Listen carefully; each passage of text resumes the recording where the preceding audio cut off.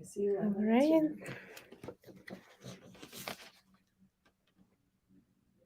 Okay, let's wait for people to join.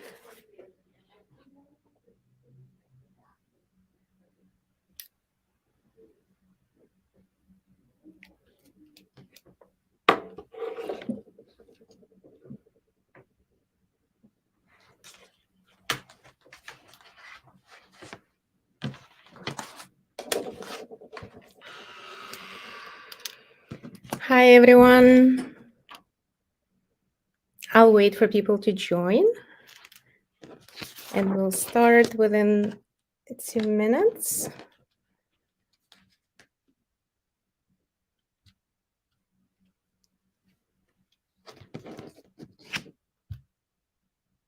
All right, it's 12:01. I'm Natalia. I'm an attorney with McEntee Law Group here in Chicago. I am here today to tell you about immigration news. So actually, we have several news to share, and some of them are pretty good news. So let's start with the good ones. So the Department of State has recently published update regarding the consulates and embassies outside of the United States. It basically told us at the end of October that the worldwide visa operations are recovering from the COVID-19 pandemic and the delays faster than it was expected. So this is really good news. The Department of State expects that at least 96% of US embassies and consulates will be interviewing clients faster. So we will keep you updated regarding that. We all know that a visa process outside of the United States can be pretty stressful. So receiving good news from the Department of State is excellent news. All right, so the second good news that I wanted to share are coming from the USCIS. Because of the COVID-19 pandemic, the USCIS decided to extend its flexibilities related to the responses to certain notices that the USCIS sends to the foreign nationals in the US. So, for example, that relates to the requests for evidence, notices of continuance, notices of intent to deny, and several additional notices and requests that the USCIS can possibly issue. So this is great news. We like extensions. Of course, we're not going to withhold any immigration benefit, and we will respond to every request for evidence and every notice we receive as soon as possible. But sometimes our client just need additional time to come up with the documents and to respond to a certain request to the fullest. So this notice concerns those documents that were received from the USCIS between March 1st of 2020 and January 24th of 2023.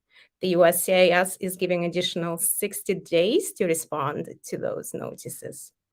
So keep that in mind, and hopefully you will not receive any notices like that in the future related to your immigration cases. Form I-589, an application for asylum, can now be filed online by certain affirmative asylum applicants in the United States. This form was available online previously, but it was a pilot program that the USCIS was running back in the days. So now the USCIS is officially announcing that certain applicants can file their asylum applications online. There are, of course, exceptions. So please talk to your immigration attorney. For example, if your case is in immigration court, then this option will not be available to you. There are other exceptions from this rule, but keep in mind that the USCIS is improving its electronic systems, and now it's accepting more applications online. We also have pretty good news for people from Afghanistan and Ukraine who came here to the US on a parole program. So the USCIS has announced in November that certain parolees who are in the United States based on an unexpired parole document may be employment authorized right away. So what it basically means is that certain Afghan nationals who have an unexpired Form I-94 on which it's indicated that their class of admission is OAR, those people can basically apply for an employment authorization free of charge, or they can present their unexpired Form I-94 to their employer to satisfy Form I-9 requirement to verify that they are employment authorized. So this is great news because previously a lot of people who came here on a parole, they had to apply for an employment authorization and wait for a pretty long period of time. And only then, when they received their employment authorization card, they could prove to their employer that they are employment authorized. There are two more categories of parolees that can also benefit from this rule. Those are Ukrainians who have unexpired Form I-94 with the class of admission UHP or the class of admission DT. Both of those mean that those Ukrainians are here on parole, and they can also prove to their employer that they are employment authorized by just presenting their unexpired Form I-94. Just keep in mind that the form should not be expired. It should be current and valid form. The only downside is that this proof of employment authorization will be valid for the first 90 days of hire, and then those parolees will have to present an employment authorization document to prove that they are employment authorized. But I personally think that having this 90-day period is great because those people can apply for an employment authorization with the US CIS, try to expedite the case to receive the card, and meanwhile work for a US employer. Another option for parolees from Afghanistan and Ukraine is to apply for a Social Security card, and the Social Security card should be unrestricted. So it should not say that it requires an employment authorization. And I do know that the Social Security Administration Office requires additional documents in order to issue a Social Security card. So maybe applying for an employment authorization would be a more straightforward path for a lot of Ukrainians and Afghan parolees, because people just don't have enough documents sometimes to receive an unrestricted Social Security card from the Social Security Administration Office. Just keep this in mind, and if you need further advice on the procedures, then contact our office. We will be happy to help. All right, moving on. We have great news from the immigration court. Immigration courts, starting November 14th, are allowing us as attorneys to file a limited attorney appearance with the court. So what it means is that as attorneys, we can now file limited appearances under which we just are authorized to file certain petitions or applications, but we don't have to represent those clients under the limited appearance for their immigration hearings before the immigration court. So why it's good news is because certain immigration law offices may lower the costs for the pro se clients who would like to file their applications with the immigration court, but who do not have the funds to afford to pay for the legal services related to the representation in court during the individual hearing, for example. So this is great news. I personally think that a lot of pro se applicants who represent themselves can benefit from this rule greatly. Another good news is that the DHS has begun its limited implementation of the DACA under the final rule. So on October 31st of this year, the Department of Homeland Security finally adopted its final rule to preserve the deferred Action for Childhood Arrivals program, and it went into effect. So under this final rule, renewals can be filed by those DACA recipients who currently have an employment authorization.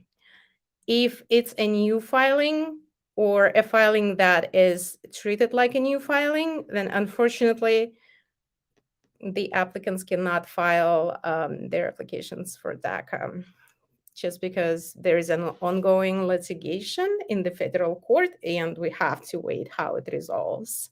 But renewal filings for those who currently have DACA are allowed. And the final rule is a formal regulation. So keep that in mind. And if you need help, our office can help with the DACA filings. All right, so it looks like I've covered most of the news. I actually have the business immigration news as well. Those are good ones.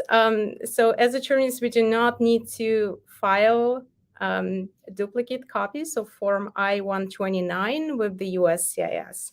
Applicants who do it by themselves, they also do not need to file duplicate copies of Forms I-129.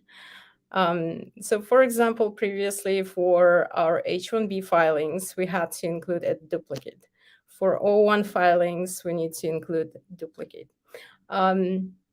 Sometimes people did not know, like those who filed those forms on their own, they did not know that they had to include a duplicate copy, and the USCIS would return the filing to those pro se applicants. Now, a duplicate is not required, so that makes the whole procedure easier. All right, so I will move to the questions that we received over this week, the immigration questions. Okay, the first one. I have already filed for the fiancé visa. Is it too late to get an attorney involved? It's not too late.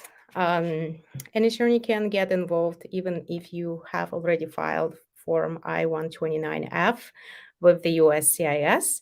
We can still get involved and we can still review the documents and we can take part in this whole process, helping you with the other steps involved in the fiancé visa process.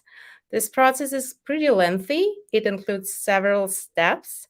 So if you're interested in an attorney representation, I would suggest to contact an attorney office as soon as possible, just to make sure that you don't miss any deadlines and that you get ready for a possible interview, or if you can prepare additional documents that are required as soon as possible.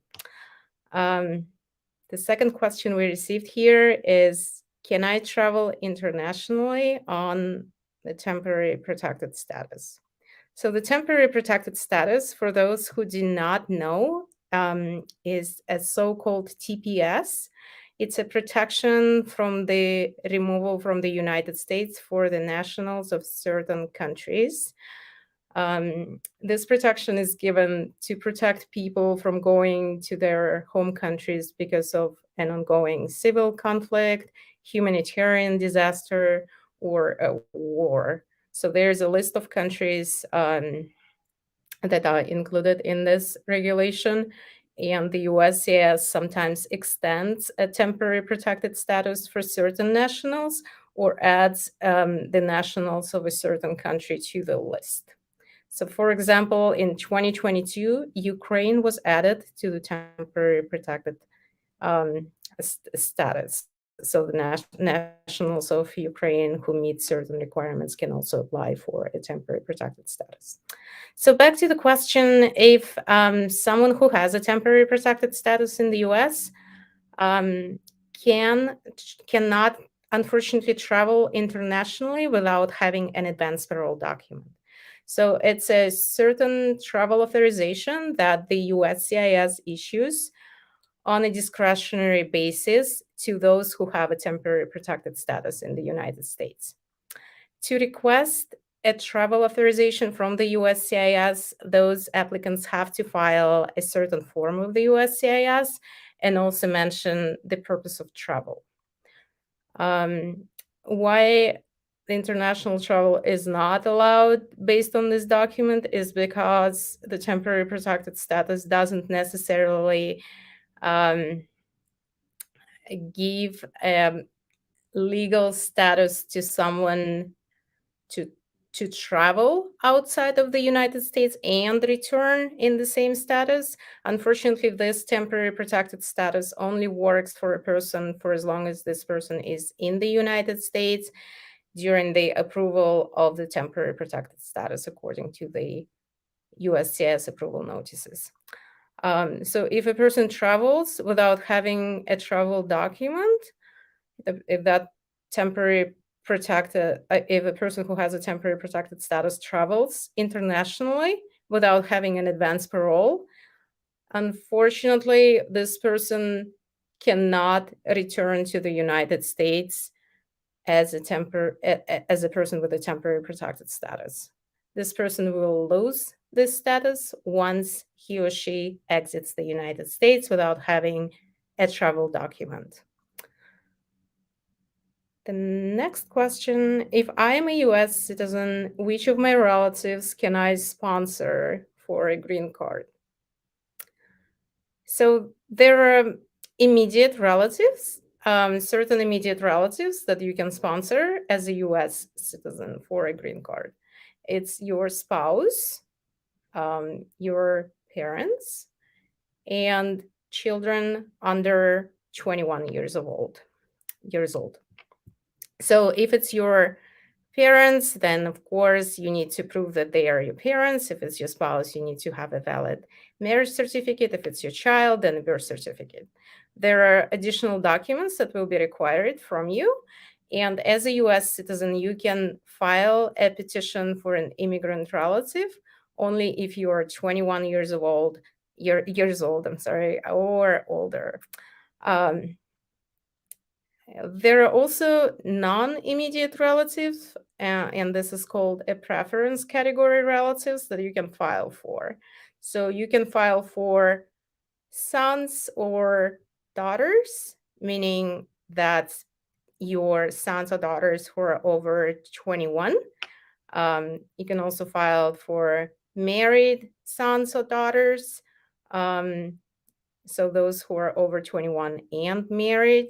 And you can also file for brothers and sisters. So those are preference categories. Those are not immediate relatives. Since those are not immediate relatives, visas may not be available to them right away. So we always look at the visa bulletin that gets updated every single month. And we look at the dates mentioned on the visa bulletin. So the process for the preference categories takes years. And for immediate relatives, the process usually can be started right away, since visas for them are immediately available. So that's a big difference between the two categories of relatives. The next question, how long do you have to be married to apply for a marriage-based green card? Once you have a marriage certificate, which is valid in the country where this marriage was finalized, you may file for a marriage-based green card. So depending where you are at the time when you file, you may either do consular processing or an adjustment of status. So we'll need to talk to you, find out where you are, and then decide how we file the I-130 petition, whether we do an adjustment of status for your spouse or we file through the consular processing. Either way, you'll need to you start this process by filing a petition for your spouse, and then you basically, depending on where you are, you will decide, or your attorney will decide what other forms can be filed. I have some questions that I received online as well, so let me just double check these questions. Can I expedite travel documents process if the TPS recipient with I-765 pending with legitimate reasons and fall into exceptions?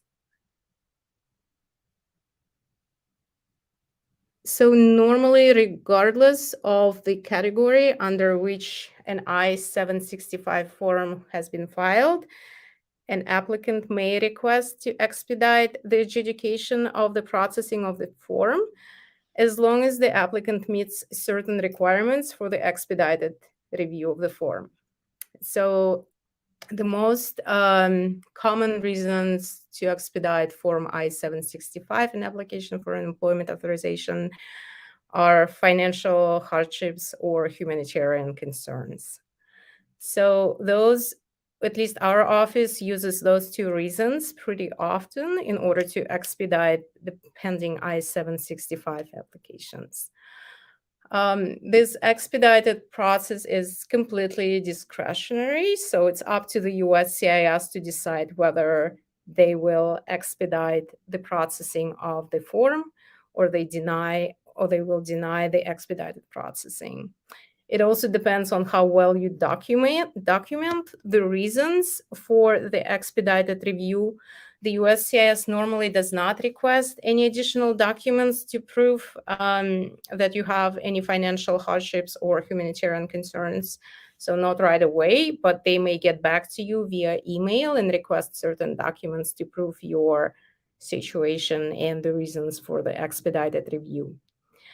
Obviously, you also need to meet the requirements of the for this application. So you need to basically file it correctly under a correct category for the USCIS to go ahead and look and approve the application. All right, let me see if I have any additional questions.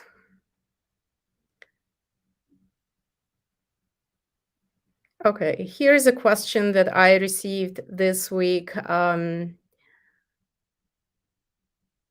I apply for an employment authorization if I came here on a parole document? So yes, there is an option to apply for an employment authorization in the parole category. It's a C11 category. However, this employment authorization application may not be approved by the USCIS on a timely basis. It may be denied by the USCIS because the USCIS does not have to approve these applications, and it's completely discretionary adjudication process, unfortunately. A parole document is usually given for 1 year, at least for most of people that we work with.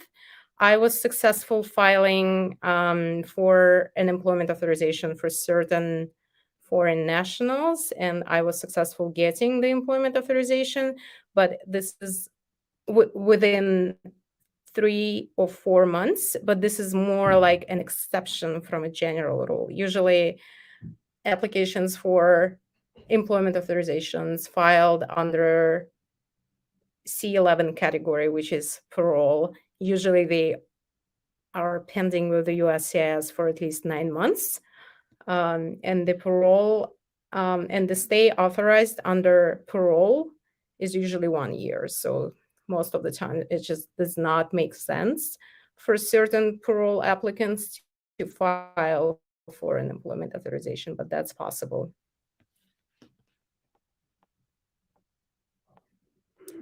All right, so let me see if I have